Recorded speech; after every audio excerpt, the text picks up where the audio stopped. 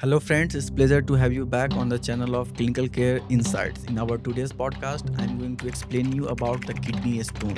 Fine.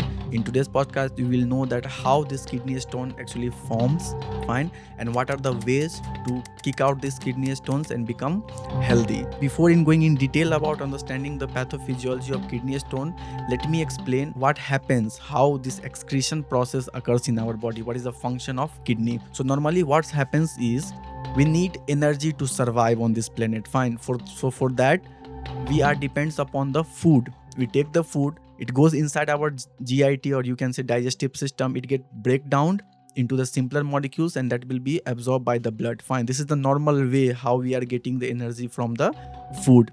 But what happens is, along with desired substance getting from this digestive process, we also get what undesired substance. That's what we call it as a metabolic wastage, fine. This metabolic wastage we cannot hold for a long time in our body. If we hold it, it can cause so many problems, fine. So this metabolic things, it get excreted out from our body through the kidney. So when the digestive process ends, the things get absorbed into the blood take this metabolic waste and sends to the kidney, fine. What kidney do is, kidney generally filter this all metabolic substance, fine, and throw into the urine, and thereby all these metabolic wastage will go out from our body. But in the case of kidney stone patient, what happens is their body is first of all under the dehydrated condition.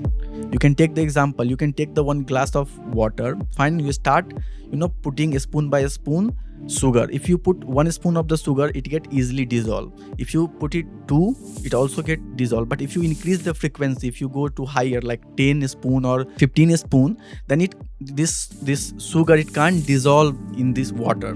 Water is the solvent and what you are putting is the solute. Means what? The solute concentration become more as compared to the solvent concentration, fine.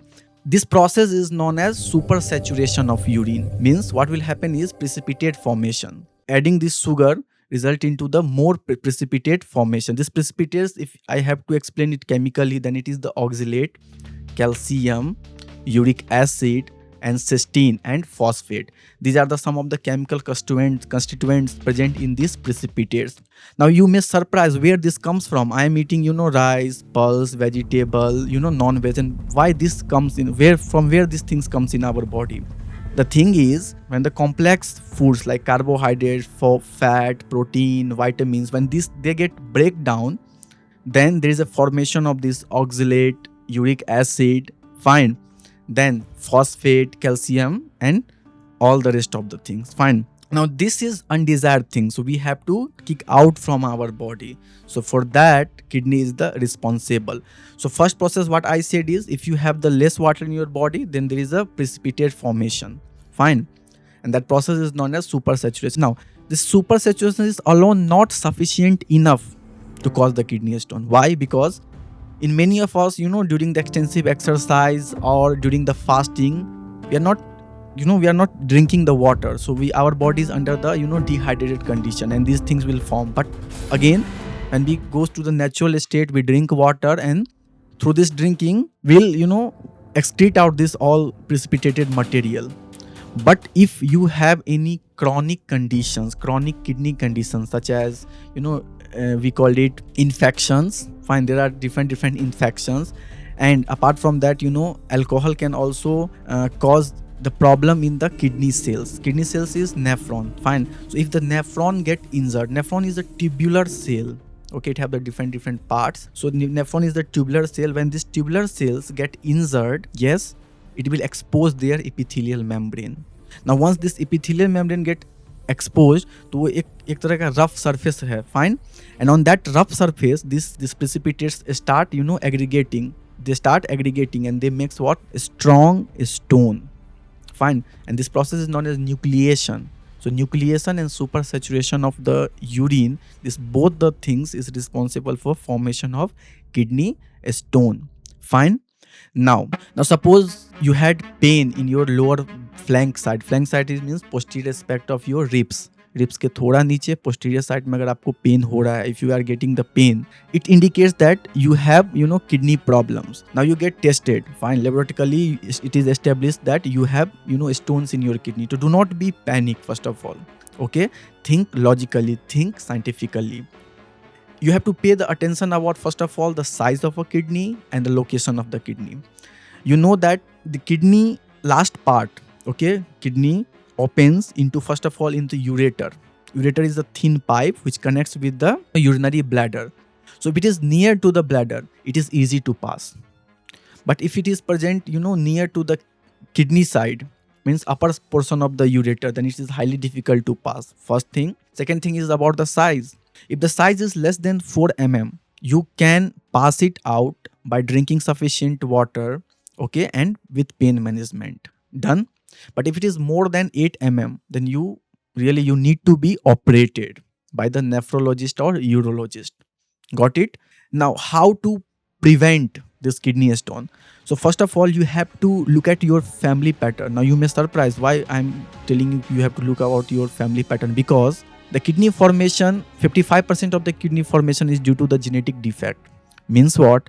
In your family, the multiple generations have the kidney stone formation issues.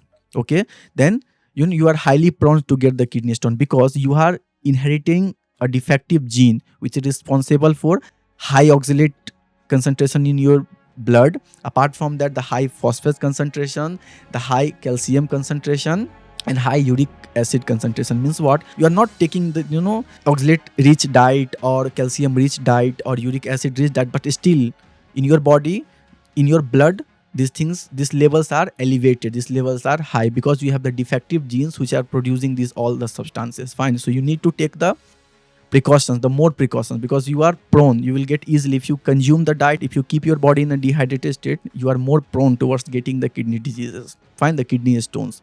So the genetic predisposition is there, and there is a recurrent episodes is there in the case of kidney stone. Fine. So do not think that once time you get operated, now you are living your life very chill mode. No, you have to take precautions, because one time you get clear out, but some stones which is less in size still is there inside your kidney. Fine, that may get precipitated once you indulge in the bad activities. Fine. So do not give the room, do not give the space to again form the kidney. You need to take the precautions all the time. And if I am talking about the natural remedies, there are many more things you can take, overcome the chance to get this kidney stone. One of the ways is to keep your body hydrated. Apart from that, exercise. Fine.